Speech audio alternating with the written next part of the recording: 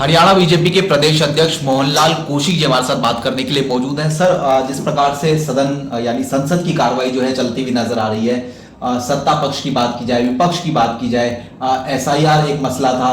हालांकि आज केंद्रीय गृह मंत्री अमित शाह ने राहुल गांधी को सीधे तौर पर जवाब दिया। उन्होंने कहा कि हरियाणा के वोटों को लेकर जो है गुमराह करने का काम कहीं ना कहीं होता हुआ नजर आ रहा है। और उसके साथ साथ उन्होंने ये तक भी कहा कि वोटर सूची में जो है घुसपैठिए घुस जाए, इस तरह की बातें जो है विपक्ष चाहता है। सर, कैसे देख रहे हैं आप? ये देश के प्रधानमंत्री नरेंद्र मोदी जी ने इस पार्लियामेंट में वंदे मातरम को लेके, एसआईआर को लेके सारी चीजें स्पष्ट की हैं, लेकिन जिस प्रकार से विपक्ष का रवैया है और खासकर राहुल गांधी जिस प्रकार से बात करते हैं, बनावटी बात करते हैं, नकली बात करते हैं, और उसका सीधा उदाहरण जो राय विधानसभा हरियाणा का दिया था, उनका जो मकसद है कि जो घुसपैठिया वोटर लिस्ट में हैं वो घुसपैठिया बने रहें, वो घुसपैठिया बाहर ना हो, और इसी प्रकार का प्रयास उनका है। और जैसे उन्होंने प्रेस कॉन्फ्रेंस करके जो बहुत बड़ी झूठ मीडिया के सामने बोलने का काम किया कि ब्राजील मूल की महिला 22 वोट डाल के गई है, वो संसद में जवाब देना डाल के गई है कि नहीं गई है। ऐसे ही वोटर लिस्ट में फोटो दिखाने से क्या वोट डल जाती है?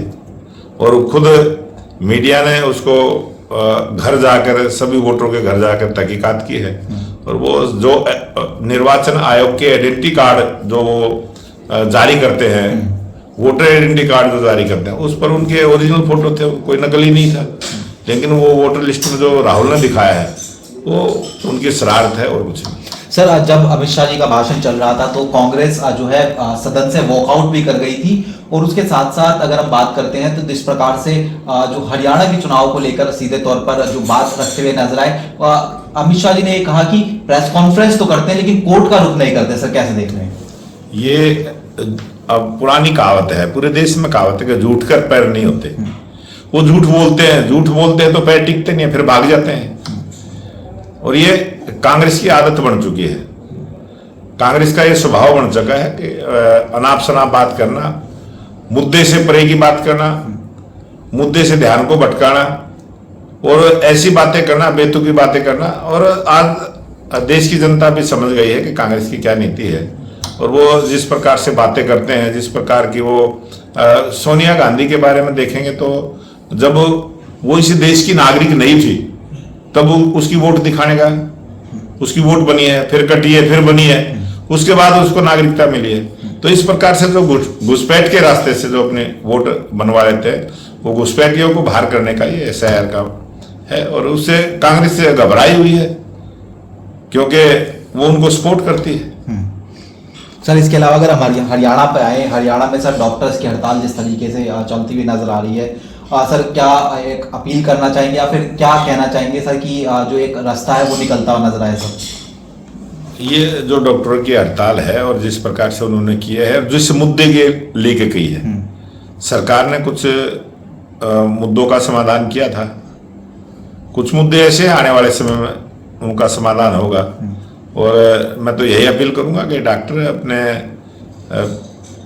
काम को देखते हुए और लोगों की परेशानी को देखते हुए, और जो चीजें जिस प्रकार की डिमांड उनकी है, अगर इनकी डिमांड पूरी होंगी तो बहुत सारे और भी कर्मचारी हैं जो कर्मचारियों को आज डॉक्टर से जुड़ा हुआ मुद्दा है, वही डिमांड सभी कर्मचारियों के लिए खड़ी हो जाएगी।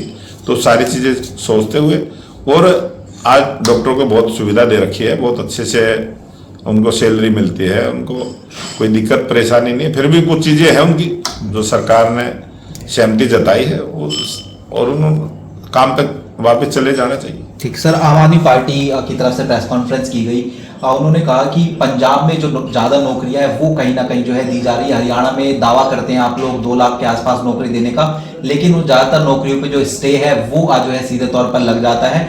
ऐसे में हरियाणा में नौकरियां जो है नहीं मिल रही है। कैसे देख रहे हैं? हरियाणा में भारतीय जनता पार्टी की नौकरी देने का काम किया, ये पूरे देश में एक हरियाणा मिसाल बना है।